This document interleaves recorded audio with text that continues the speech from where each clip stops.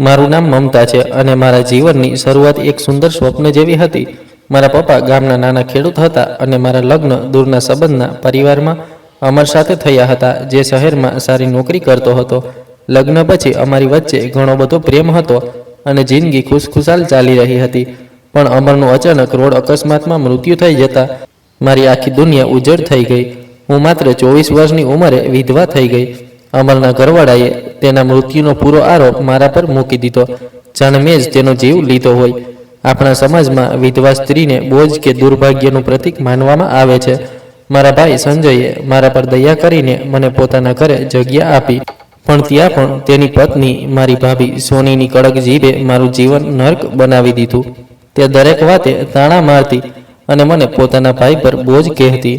હું ચૂપચાપ ઘરના બધા કામ કરતી અને અમરની યાદોમાં ખોવાયેલી રહેતી। થોડા સમય પછી મને ખ્યાલ આવ્યો કે હું માં બનવાની છું। આ અમરની છેલ્લી નિશાની હતી, જેને મેં દુનિયાથી છુપાવી રાખવાનો પૂરો પ્રયત્ન કર્યો, કારણ કે મને ડર હતો કે લોકો તેને ખોટું સમજશે। મેં આ વાત સોની ભાભીથી પણ છુપાવી। હવે મારું જીવન બંધ ઓરડા જેવું લાગવા લાગ્યું હતું। સવારે સૂર્ય નીકળે તે પહેલાં જ મારો દિવસ શરૂ થઈ જતો। સોની ભાભી ઉઠે તે પહેલાં મારે રસોડાના બધા કામ પતાવી દેવાના હતા। હું ઘરના એક ખૂણેથી બીજા ખૂણા સુધી ઝાડુ પોછો કરતી, વાસણ ધોતી અને ત્રણેય વેળાનું ભોજન બનાવતી। આટલી મહેનત પછી પણ કોઈએ ક્યારેય મારી વાહવાહી ન કરી। મારી ચૂપકીદીને ભાભીએ મારી નબળાઈ સમજી લીધી। તે મને એવી રીતે બોલાવતી જાણે હું કોઈ નોકરાણી હોઉં। એક દિવસ હું ઓરડામાં પોછું લગાવતી હતી, ત્યાં સોની ભાભી ચા લઈને આવી અને જાણી જોઈને કપ પડતો મૂક્યો, જે મારી પાસે ફર્શ પર પડીને તૂટી ગયો। ચા અને કાચના ટુકડા દરેક તરફ ફેલાઈ ગયા। સોની બોલી, આ શું કરી નાખ્યું તે મમતા? આંધળી છે શું? કાર્પેટ બગાડી નાખી, હવે બરાબર સાફ કર। એક પણ ડાઘ રહી ગયો તો ખાવાનું ન માગજે। મારા મનમાં આવ્યું કે સાચું બોલી દઉં, પણ હું ચૂપ રહી। મેં ઝડપથી કાચના ટુકડા ઉપાડવા માંડ્યા, જેમાં મારી આંગળી કપાઈ ગઈ। મેં ધીમેથી કહ્યું, હું સાફ કરી દઉં ભાભી, ચિંતા ન કરો। સોનીએ ફરી કહ્યું, ચિંતા તો થશે જ, ઘરમાં મફતમાં બેઠી છે, બોજ તો બનશે જ। પોતાની કિસ્મત જ ખરાબ છે કે અમારે ઘરે પણ તને સહન કરવું પડે છે। તેના દરેક તાણાથી મારું હૃદય તૂટી જતું હતું, પણ હું વિચારતી હતી કે જો મેં કંઈ ઉલટું કર્યું તો આ બાળકને લઈને ક્યાં જઈશ? એક સવારે જ્યારે હું નળ પર મોઢું ધોતી હતી અને ઉલટી જેવું લાગતું હતું, ત્યાં સંજયભાઈ મને જોઈને ઊભા રહી ગયા। તેમણે ચિંતાતુર થઈને કહ્યું, મમતા શું થયું? તબિયત ઠીક નથી લાગતી? આટલી પીળી કેમ લાગે છે? મને ડર લાગ્યો કે ક્યાંક તેમને શંકા ન થઈ જાય। મેં તરત કહ્યું, કંઈ નહીં ભાઈ, કાલે ખાવામાં થોડું વધારે ખાઈ લીધું હતું, બસ પેટ ખરાબ છે। કામની થાકથી થાકી ગઈ છું। સંજયે થોડીવાર મને જોઈ, જાણે તેમને મારા દુઃખનો અંદાજ આવી ગયો હોય, પણ તેઓ હંમેશની જેમ કંઈ બોલ્યા વગર ઓફિસ ચાલ્યા ગયા। મને સમજાઈ ગયું કે આ ઘરમાં મારી અવાજનું કોઈ મૂલ્ય નથી। ધીમે ધીમે મારું પેટ ઉપસી આવવા લાગ્યું। હું પહેલાં જેવું કામ નહોતી કરી શકતી। તેને છુપાવવા મારે જૂના ઢીલા કપડાં પહેરવા પડતા। તેના પર પણ સોની ભાભી ગુસ્સે થતી, આ શું પહેર્યું છે તે? હંમેશા આવા ફાટેલા જૂના કપડામાં ફરશે, અમારું નામ ખરાબ કરશે, સારા કપડાં પહેર। મેં શાંતિથી કહ્યું, ભાભી, મારી પાસે બસ આજ બચ્યા છે, નવા કપડાં માટે પૈસા નથી। સોનીએ શંકાસ્પદ અવાજે કહ્યું, બહાના ન બનાવ, મને ખબર છે તું કંઈક રાજ છુપાવે છે। આ સાંભળીને મારું હૃદય બેસી ગયું। મને લાગ્યું કે તેને મારા પેટનું રહસ્ય ખબર પડી ગયું છે। રાત્રે જ્યારે બધા સૂઈ જતા, હું પથારીમાં સૂતીને પેટ પર હાથ ફેરવતી। અમરની યાદો મારી આંખોમાં છલકાઈ આવતી। મારી અંદર પલટતું નાનું બાળક જ મારા જીવનની છેલ્લી આશા હતું। હું પેટ પર હાથ ફેરવતા ધીમેથી કહેતી, મારા બાળક, તારી માં અહીં વધારે નહીં રહી શકે। આપણે અપમાનનું જીવન નહીં જીવીએ। હું તારે માટે નવી દુનિયા બનાવીશ, ભલે એ માટે મને કેટલી પણ મોટી કુરબાની કેમ ન આપવી પડે। એ રાતે મેં પથારી નીચેથી એક જૂની પોટલી કાઢી, જેમાં છેલ્લા કેટલાક મહિનામાં સિલાઈનું કામ કરીને થોડા ઘણા પૈસા બચાવ્યા હતા।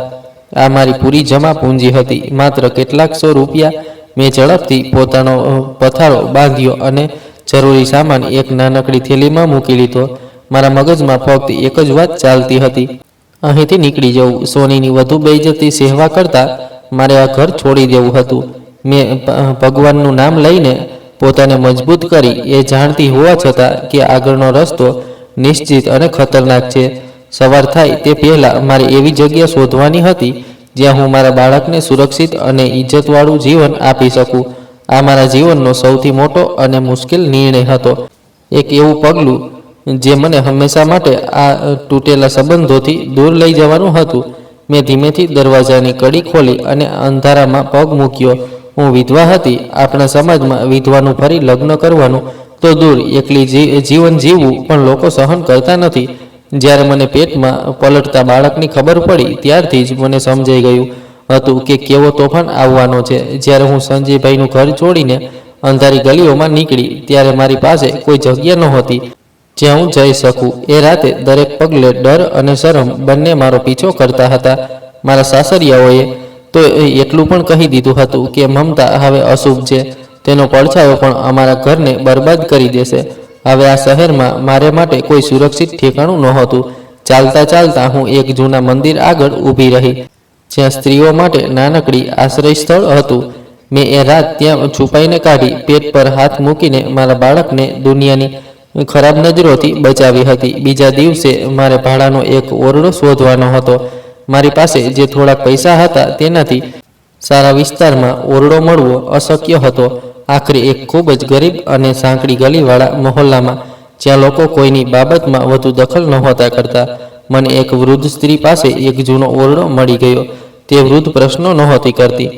તો મેં પણ એટલું જ કહ્યું કે હું વિધવા છું અને સગાઓએ સાથ છોડી દીધો છે. તેણે મને વધુ ભાડું ન લીધું અને મારો સામાન એ નાનકડા ઓરડામાં મુકાવી દીધો.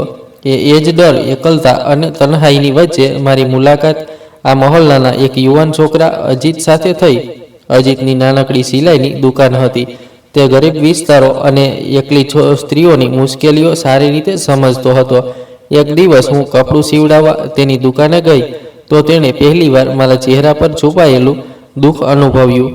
મેડમ, તમે અહીં નવી લાગો છો. ક્યાંયથી આવ્યા? મેં ધીમા અવાજે કહ્યું. હું વિધવા છું, મારા પતિ નથી રહ્યા. અને પરિવારવાળાએ પણ મોઢું ફેરવી લીધું. અજીતે નરમાશથી કહ્યું, મેડમ, અહીં દરેકની પોતાની કહાની છે. જો કોઈ જરૂર પડે તો ખચકાયા વગર કહેજો. અહીં એકલા રહેવું સરળ નથી, ખાસ કરીને તમારા જેવી સ્ત્રીઓ માટે.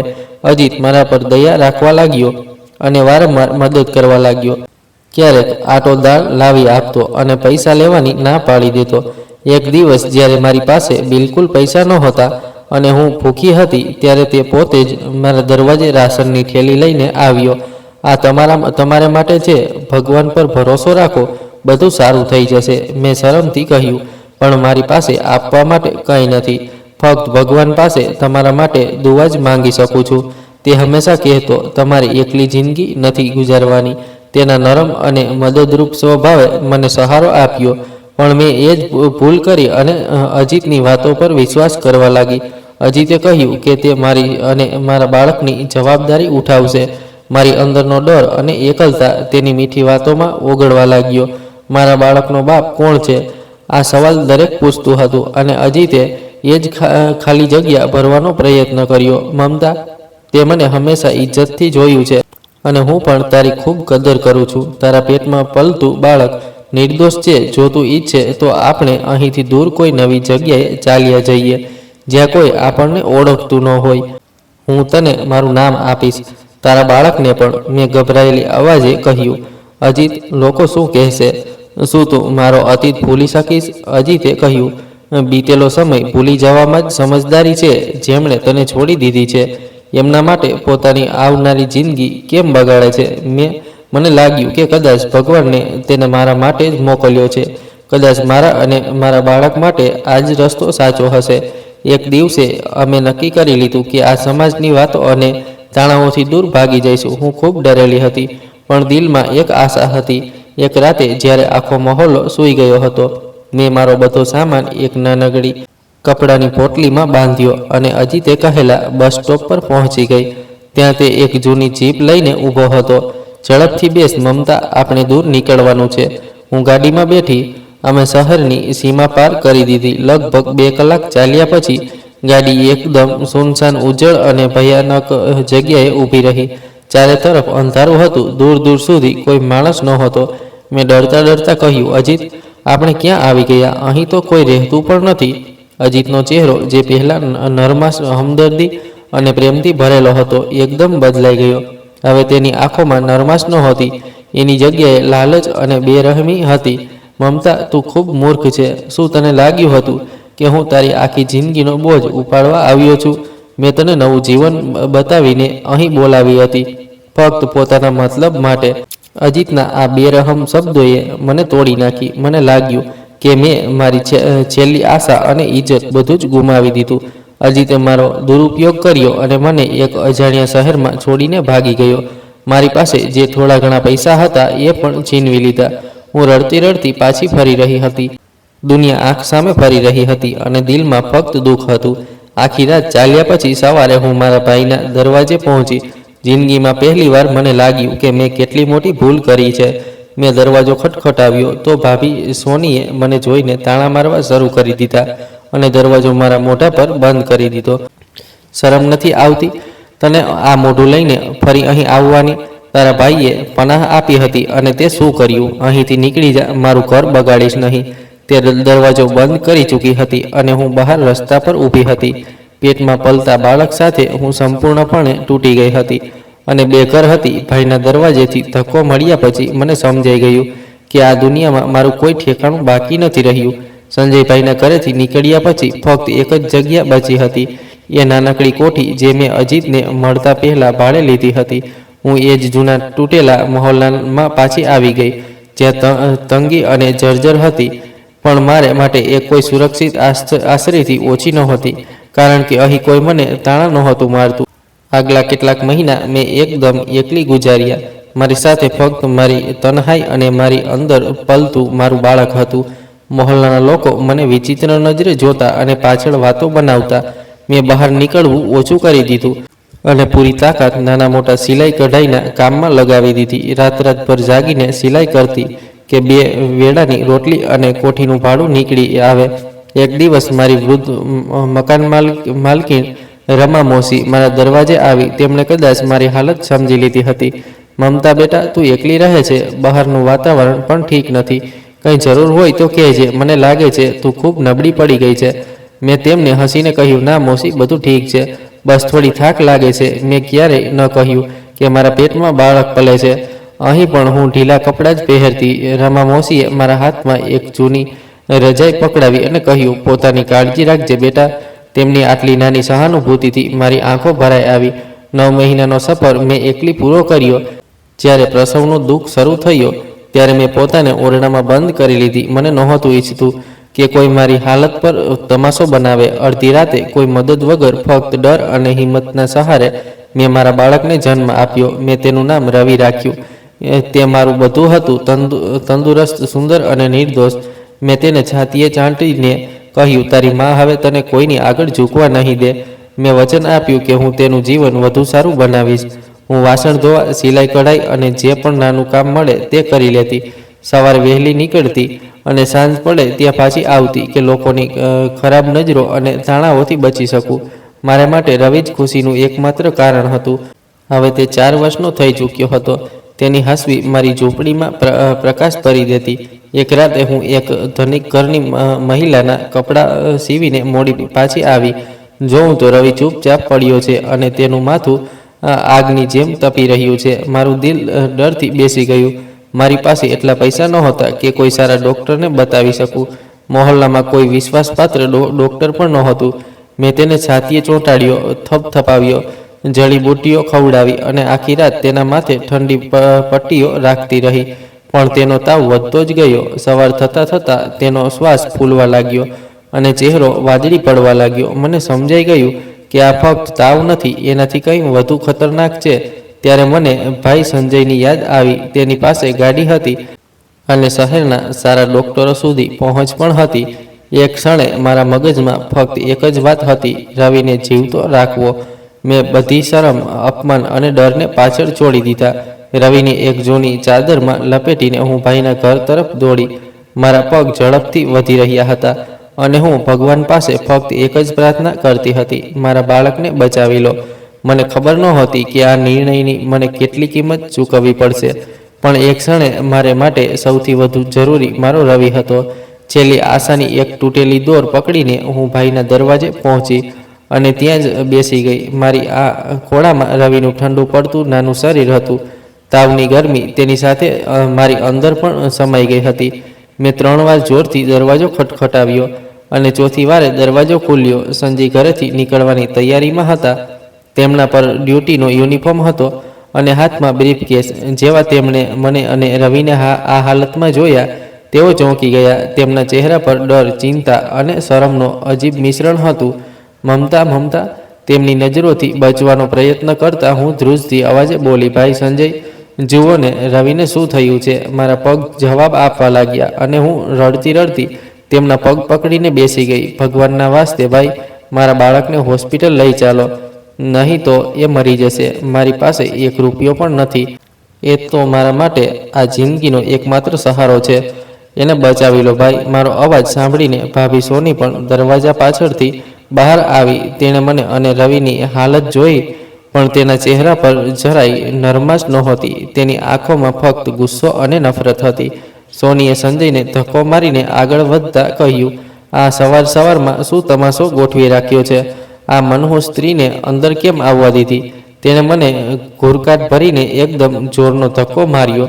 હું રસ્તા પર પછડાઈ અને મારી ખોળામાં રવિ હતો, તેથી હું પોતાને સંભાળી ન શકી.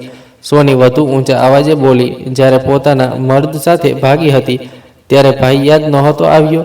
હવે પોતાનો ગુનો લઈને અહીં રડે છે. ખસ અહીંથી. આપણા બાળકો સ્કૂલ જઈ રહ્યા છે અને તું રસ્તા પર ડ્રામા કરે છે. પોતે કરેલી સજા પોતે જ ભોગવ. મહોલ્લાના ઘણા લોકો ભેગા થઈ ગયા હતા. મારું મગજ શૂન્ય થઈ ગયું. આ તો મારો પોતાનો દુઃખ હતો, પણ ભાભીએ તેને બધાની સામે બદનામ કરી દીધો. રવિ મારી છાતીએ ચોંટેલો હતો, હળવી શ્વાસ લેવાની કોશિશ કરતો હતો. હું સોની તરફ જોતી રહી. મારી આંખોમાં વિનંતી હતી, પણ તે પથ્થર બનીને ઊભી રહી. પછી મેં સંજય તરફ જોયું. તે પણ પથ્થર બનીને ઊભો હતો. સોનીની વાતોએ જાણે તેનો અવાજ છીનવી લીધો હતો. તેણે મારી તરફ એકવાર પણ બરાબર ન જોયું. તેની ચૂપકીદી સોનીની વાતોથી પણ વધુ દુઃખ આપનારી હતી. સંજયનું ચૂપ રહેવું એનો સ્પષ્ટ અર્થ હતો મારી ફરિયાદને ઠુકરાવી દેવી. મેં છેલ્લી વાર તેને અવાજ આપ્યો, લગભગ ફૂસફૂસાટમાં, સંજય, ભગવાન માટે ફક્ત 5 મિનિટ લાગશે. એ મરી જશે. મેં તારી બધી બેઇજ્જતી સહી લીધી છે. બસ એકવાર મદદ કરી દે. પણ તેણે મારી તરફ જોયું પણ નહીં. તેણે મારો ખભો પકડીને કિનારે કર્યો અને સોનીને કહ્યું, દરવાજો બંધ કરી દે. એ માણસ જેના માટે હું ક્યારેય પોતાનું ઘર છોડીને આવી હતી, આજે મારા બાળકની જાન સામે ઊભો હતો, પણ પીગળ્યો નહીં. રવિ મારી ખોળામાં હતો, જોરથી શ્વાસ લેવાની કોશિશ કરતો હતો. તેનું નાનું શરીર પરસેવાથી ભીંજાઈ ગયું હતું અને એ જ ક્ષણે રવિને એક લાંબી અજીબ છેલ્લી હિંચકી આવી. તેની નાની આંગળીઓ જે મારી કમીજ પકડી હતી ઢીલી પડી ગઈ. તેનું શરીર ઠંડુ થવા લાગ્યું અને તેણે આંખો બંધ કરી દીધી. મારી બાહોમાંથી મારો ચાંદ ખસી ગયો. હું કેટલીક ક્ષણો સુધી એકદમ પથ્થરની મૂર્તિ બની ગઈ. પછી અચાનક તડપીને જોરથી ચીસ પાડી ઉઠી. મારી ચીસે આખા મહોલ્લાની ખામોશીને ચીરી નાખી. હું રવિને છાતીએ ચોંટાડીને તેનું નામ લઈને રડવા લાગી. રવિ, મારા દીકરા, શા માટે છોડીને ચાલ્યો ગયો? સંજય અને સોનીએ ઝડપથી દરવાજો બંધ કરી દીધો અને અંદર ચાલ્યા ગયા. તેમના માટે બધું પૂરું થઈ ગયું હતું, પણ મારે માટે મારી આખી દુનિયા ખતમ થઈ ગઈ હતી. હું ત્યાં જ રસ્તા પર બેઠી રહી. રવિની લાશ ખોળામાં લઈને થોડીવાર પછી મને દફન કરવાનો વિચાર આવ્યો. મેં લોકોને મદદ માંગી. અરે કોઈ તો આવો, મારા બાળકને ખભો આપી દો. એ અનાથ છે. પણ સંજયના રુતબાને કારણે કોઈ આગળ ન આવ્યું. બધા ઊભા તમાશો જોતા રહ્યા. મારા દુઃખમાં કોઈ સામેલ ન થયું. આ સમાજે મને મારી સૌથી કિંમતી વસ્તુ છીનવી લીધી હતી. દુઃખ એટલું ભારે હતું કે મેં નક્કી કરી લીધું, હવે મને કોઈની જરૂર નથી. હું પોતે જ મારા દીકરાને તેની છેલ્લી જગ્યા સુધી લઈ જઈશ. મેં રવિના નાનકડા શરીરને મજબૂતીથી લપેટ્યું અને સંજયના બંધ દરવાજાને એક છેલ્લી ઠંડી નજરે જોયું. પછી હું ઊભી થઈ અને રસ્તા પર ચાલવા લાગી. મારી અંદર એક સખત ઈરાદો જન્મી ચૂક્યો હતો. જેમણે મને આ હાલતમાં પહોંચાડી છે એ બધા માટે સંજયના ઘર સામે જ્યાં રવિને છેલ્લો શ્વાસ લીધો હતો. હું થોડીવાર ઊભી રહી, પછી આગળ વધી ગઈ. મારા આંસુ સુકાઈ ગયા હતા. હવે રડવું પણ બંધ થઈ ગયું હતું. ફક્ત એક ઊંડો ચૂથાતો દુઃખ હતો જે મારી રૂહને દબાવી રહ્યો હતો. મને લાગ્યું કે આ દુનિયામાં મારું કોઈ નથી, ના નાત ના સમાજ. મેં નક્કી કરી લીધું, હવે હું કોઈ તરફ આશાથી નહીં જોઉં. હું રવિને પોતે જ ખભો આપીશ. મેં તેને છેલ્લી વાર છાતીએ ચોંટાડ્યો અને સાવધાનીથી ખોળામાં ઉપાડી લીધો. રસ્તામાં લોકો મને જોતા રહ્યા, જાણે હું કોઈ ગુનેગાર હોઉં. કોઈ આગળ ન આવ્યું. બધા તમાશો જોતા રહ્યા. હું શહેરની જૂની સુનસાન ગલીઓ તરફ નીકળી ગઈ. મારું શરીર તૂટી રહ્યું હતું, પણ માનો દિલ રોકવા નહોતો દેતો. મેં રવિના ઠંડા માથે ચૂમવા ઈચ્છ્યું, પણ હોઠ લાગતા જ દિલ કંપી ગયું, કારણ કે હવે એ સાચે જ ચાલ્યો ગયો હતો. હું ચાલતી રહી જ્યાં સુધી ચાલવાની તાકાત બાકી હતી. રવિનું વજન મારા હાથ પર વધતું જતું હતું. મને ખૂબ તરસ લાગી રહી હતી, પણ ઊભા રહીને પાણીનો એક ઘૂંટ પણ ન પી શકતી. સાંજનું અંધારું ઘેરાવા લાગ્યું હતું અને રસ્તાઓ એકદમ સુનસાન થતી જતી હતી. આ વિસ્તાર વીરાન અને ડરાવનો લાગતો હતો. ત્યાં જ મને રસ્તાની આગળ એક હોસ્પિટલ દેખાઈ. એ રસ્તાથી થોડે દૂર ઢાળ પર બનેલી હતી. એ ખૂબ જ જૂના પ્રકારની ઇમારત હતી. તેનો રંગ ઝાંખો પડી ગયો હતો. દિવાલો પર કાળા ડાઘા હતા. બારીઓના કાચ પર તૂટેલા હતા અને તેમાંથી હળવી પીળી રોશની બહાર આવતી હતી. દિવસે પણ આ હોસ્પિટલ વીરાન લાગતી હતી, રાતે તો વધુ ડરાવની. તેને જોઈને એક ક્ષણ માટે મારા મનમાં વિચાર આવ્યો કે કાશ હું રવિને પહેલાં અહીં લાવી હોત. કદાચ મારું બાળક બચી જાત. આ વિચાર મારા મગજમાં પાગલપણ જેવો ઘૂસી ગયો. હું ત્યાં જ થંભી ગઈ. કદાચ મારા મગજમાં એ આશા પણ હતી કે અહીંનો ડૉક્ટર મને શમશાનનો રસ્તો બતાવી દેશે. મેં ઝડપથી રવિને છાતીએ ચોંટાડીને હોસ્પિટલ તરફ પગ વધાર્યા. ઝડપથી સીડીઓ ચડીને ઇમારતના દરવાજા સુધી પહોંચી. જેવો અંદર પગ મૂક્યો, એક અજીબ ઠંડી હવા મારા શરીર સાથે અથડાઈ. બહારની ગરમી અને અંદરની ઠંડક એકદમ અલગ હતી. હોસ્પિટલના કોરિડોરમાં એક અપ્રાકૃતિક ખામોશી ફેલાયેલી હતી.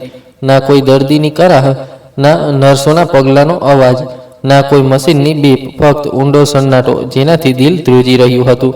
મેં રિસેપ્શન તરફ જોયું, ત્યાં પણ કોઈ નહોતું. મેં ધીમેથી દરવાજો ધકેલીને અંદર પગ મૂક્યો.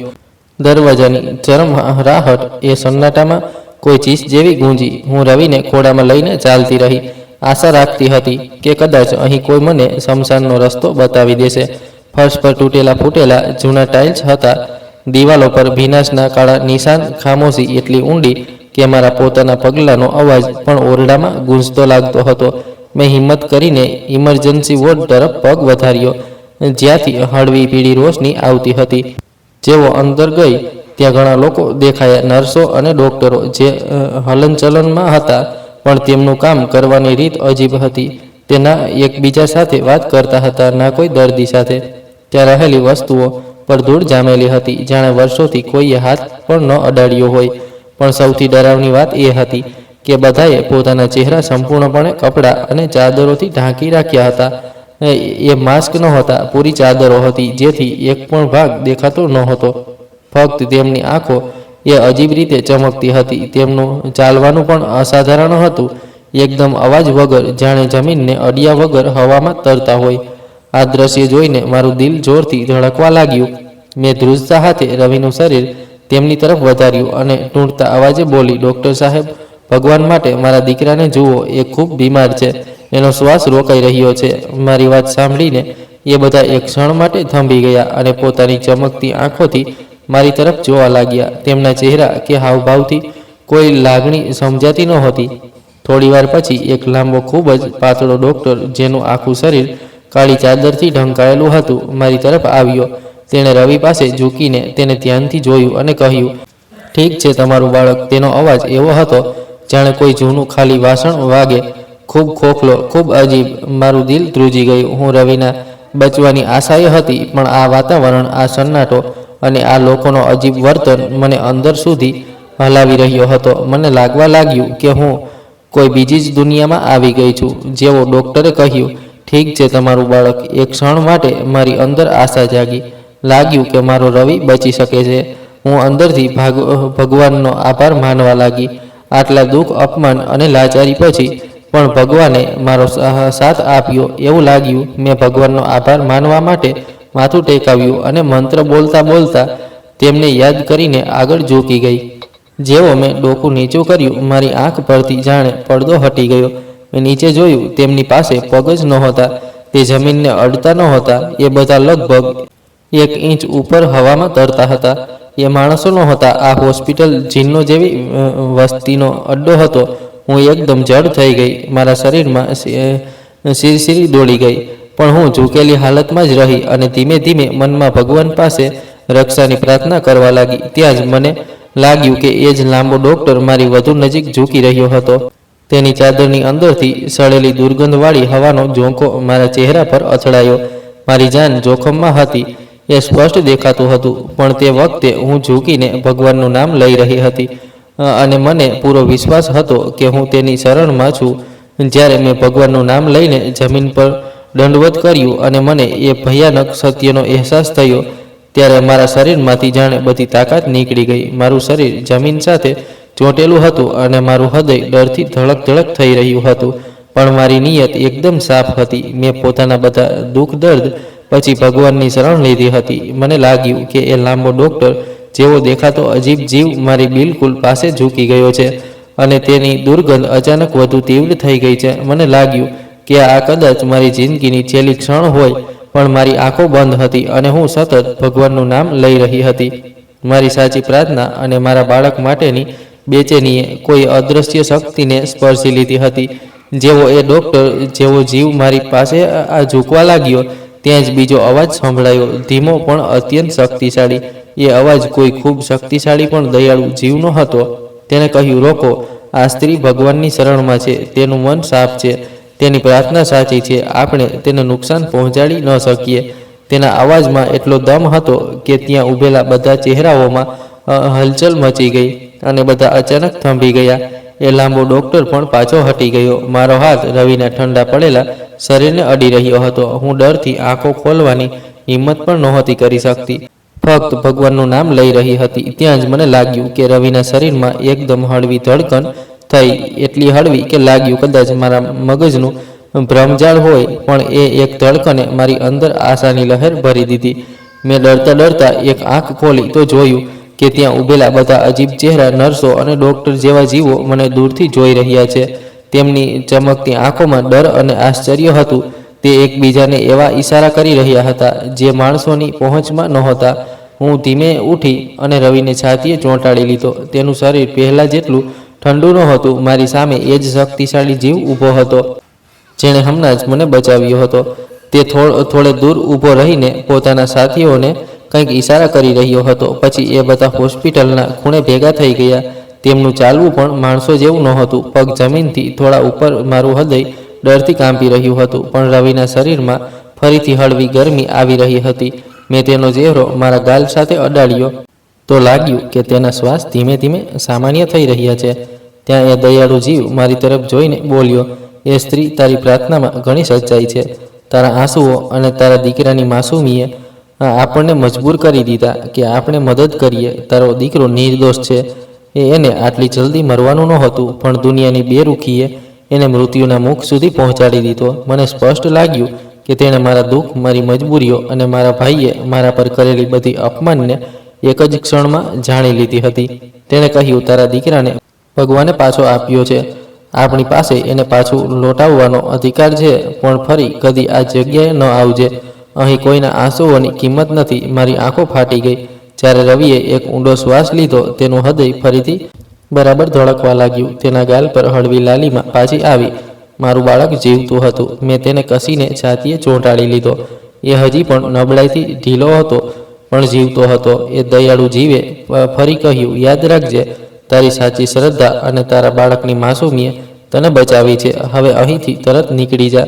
મેં રવિને મજબૂતીથી પકડી લીધો અને એ ભયાનક હોસ્પિટલ અને એ રહસ્યમય જીવો સામે મનમાં આભાર માન્યો. હું ઝડપથી બહારની તરફ દોડી. રવિએ ધીમેથી આંખો ખોલી અને માં કહ્યું. મેં સાંભળતા જ મારી અંદર જાણે જાન પાછી આવી. એ દયાળુ જીવ અને તેના સાથીઓ હજી પણ ઊભા રહીને મને જોઈ રહ્યા હતા. બહાર નીકળતા પહેલાં મેં પાછળ વળીને બોલ્યા વગર માથું ઝુકાવ્યું. આભાર તો હતો, પણ શબ્દો નહોતા. જેવી હું દરવાજેથી બહાર નીકળી અને થોડે દૂર જઈને પાછળ જોયું, આખી હોસ્પિટલ ગાયબ થઈ ગઈ હતી.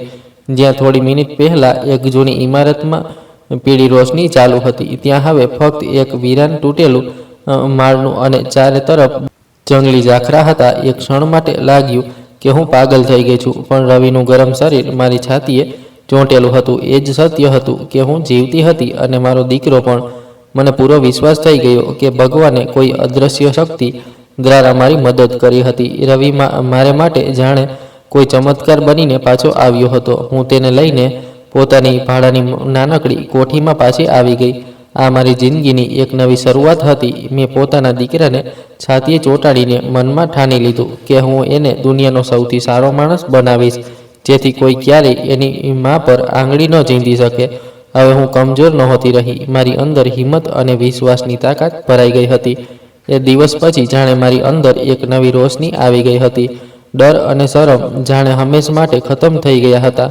મેં દિવસ રાત મહેનત શરૂ કરી દીધી. મહોલ્લા અને આસપાસના ઘરોમાં વાસણ ધોવા, ઝાડુ પોતું કરવા અને કપડાં સીવવાનું કામ પકડી લીધું. મને કોઈ કામ નાનું ન લાગ્યું, કારણ કે મારા મનમાં ફક્ત એક જ વાત હતી: રવિને ઇજ્જતનું જીવન આપવું. મેં એક પૈસો જોડીને રવિની સારી ભણતરની વ્યવસ્થા કરી. મને ખબર હતી કે આ દુનિયામાં આદરથી જીવવાનો ફક્ત એક જ રસ્તો છે: ભણતર.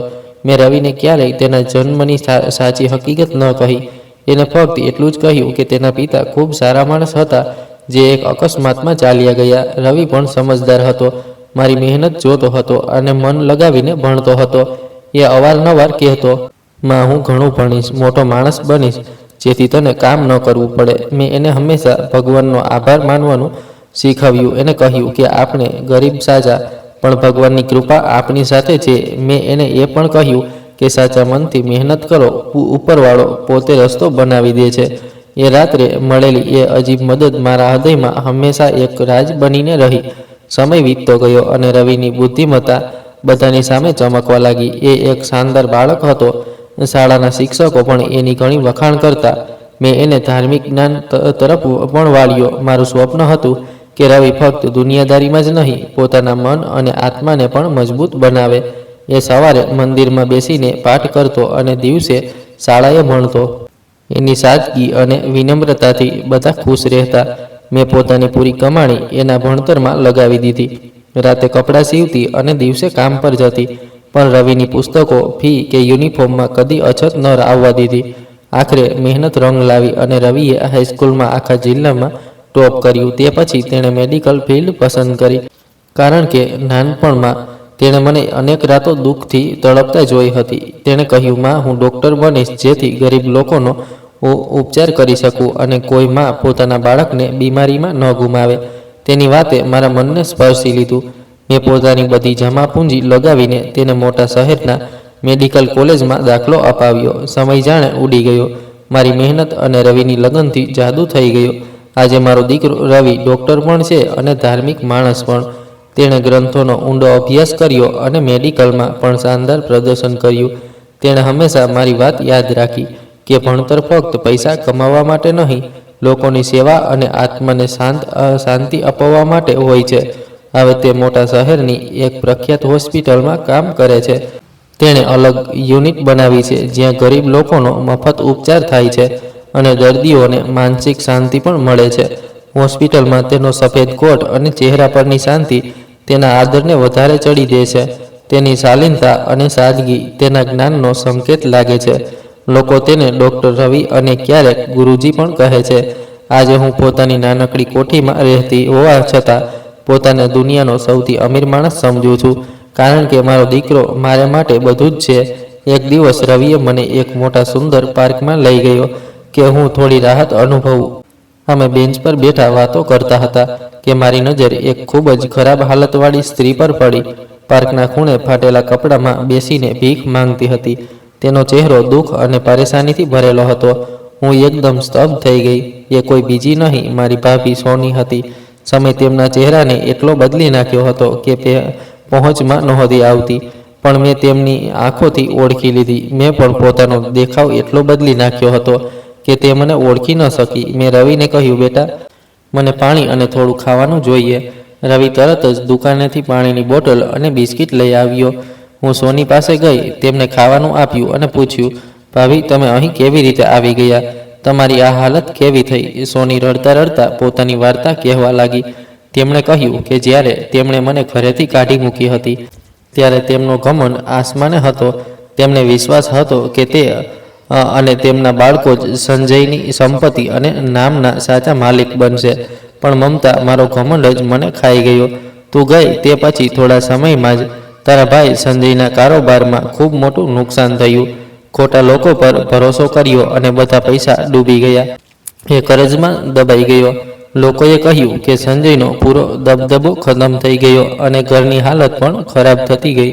જે સંજય ક્યારેક છાતી તાણીને ચાલતો હતો એ હવે ગલી મહોલ્લામાંથી નજર ઝુકાવીને પસાર થતો હતો. સોનીએ કહ્યું કે ભાઈ ખૂબ જ જલ્દી આ દુનિયા છોડીને ચાલ્યા ગયા. તે પોતાની ચિંતા, દુઃખ અને પરેશાનીઓ સહન ન કરી શક્યા અને તેમને જોરનો હાર્ટ એટેક આવ્યો, જેનાથી તેમનું મૃત્યુ થયું. સોની એકદમ એકલી રહી ગઈ. તેના બધા સપના ખરડાઈ ગયા. આ બધું સાંભળીને મને કોઈ ખુશી ન થઈ, ફક્ત દિલમાં એક ભારે દુઃખ થયું કે કેવી રીતે માણસનો પોતાનો ઘમંડ જ તેને બરબાદ કરી દે છે. મેં મનમાં વિચાર્યું કે ભગવાનનો ન્યાય આ જ દુનિયામાં દેખાઈ જાય છે.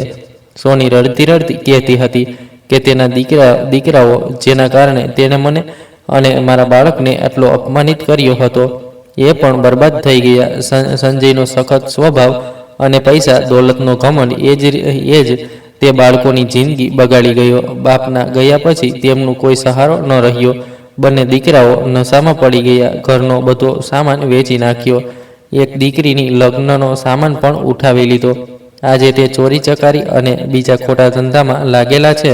મહિનાઓ ઘરે નથી આવતા. દીકરીના લગ્ન પણ એ જ છોકરાઓના કારણે તૂટી ગયા. મહોલ્લામાં લોકો તેમના ઘરે આવવું પસંદ નથી કરતા. કોઈ રિશ્તો પણ નથી કરવા માંગતા. સોની આજે આ દુનિયામાં સંપૂર્ણપણે એકલી થઈ ગઈ છે અને આ બાજુ રડતી ફરે છે. સોની બોલવા લાગી, મેં લોકોને ઘણું અપમાનિત કર્યા, ઘણો રોબ બતાવ્યો, પણ આજે હું હેરાન છું કે ભગવાને કેવી રીતે પોતાનો હિસાબ ચૂકતો કરી દીધો. મારા જ બાળકોએ મને તોડી નાખી. કાશ એ દિવસે મેં તને અને તારા બાળકને અપમાનિત ન કર્યું હોત. તે વારંવાર રડી રહી હતી અને પોતાના કૃત્ય પર પસ્તાવો કરી રહી હતી. મેં સોનીને દિલાસો આપ્યો અને ઓળખીને પણ અજાણ બની ગઈ. મેં તેમને થોડા પૈસા આપ્યા જે મારે માટે તે વખતે ખાસ મહત્વ નહોતા અને રસ્તે ચાલવાની દુઆ આપી. પછી હું ત્યાંથી રવિ સાથે ચાલી આવી. રવિએ પૂછ્યું, માં આ કોણ હતી? ખૂબ દુઃખી લાગતી હતી. મેં કહ્યું, બેટા આ દુનિયા છે, અહીં માણસ હંમેશા એક સરખો નથી રહેતો. આપણે ભગવાનનો આભાર માનવો જોઈએ અને જેટલું બની શકે એટલી કોઈકની મદદ કરવી જોઈએ. આજે હું એક આદરપાત્ર અને ખુશાલ જિંદગી જીવું છું. મારો દીકરો ડૉક્ટર રવિ મારી આંખોનો તારો છે. મારી જૂની જિંદગીનો દુઃખ હવે ફક્ત એક વાર્તા બની ગયો છે. ભગવાને મારી એટલી મદદ કરી કે જ્યાં જ્યાં મને સહારાની જરૂર પડી ત્યાં ત્યાં રસ્તા પોતે બનતા ગયા. રવિ આજે એક ટ્રસ્ટ ચલાવે છે જે ગરીબ વિધવાઓ અને અનાથ બાળકોની મદદ કરે છે, જેથી કોઈ બીજી માં મારા જેવું દુઃખ ન ભોગવે. તેણે પોતાની એક હોસ્પિટલ પણ બનાવી છે જ્યાં સૌથી વધુ ધ્યાન એ બાળકો પર આપવામાં આવે છે જેમનું કોઈ નથી. હું અને રવિ દરરોજ રાતે સૂતા પહેલા ભગવાનનો આભાર માનીએ છીએ કે તેમણે આપણને એવી જગ્યાએ પહોંચાડ્યા જ્યાં આપણે લોકોને નીચા બતાવવાને બદલે તેમને સહારો આપી શકીએ. મારી વાર્તા એક જ વાત કહે છે, સચ્ચાઈ અને સાફ દિલ ક્યારેય હારતા નથી. ભલે ને દુનિયાની સમગ્ર તાકાત તમારી વિરુદ્ધ જ ઊભી થઈ જાય. તો મિત્રો, આ વાર્તા તમને કેવી લાગી? કોમેન્ટ બોક્સમાં જરૂરથી કહેજો. ચેનલને સબસ્ક્રાઇબ કરી દેજો, વિડીયોને લાઇક કરી દેજો અને હાઈપ પણ આપી દેજો. આવી જ રોમાંચક વાર્તાઓ સાંભળવા માટે ચેનલ સાથે જોડાયેલ રહેજો. આભાર, ધન્યવાદ.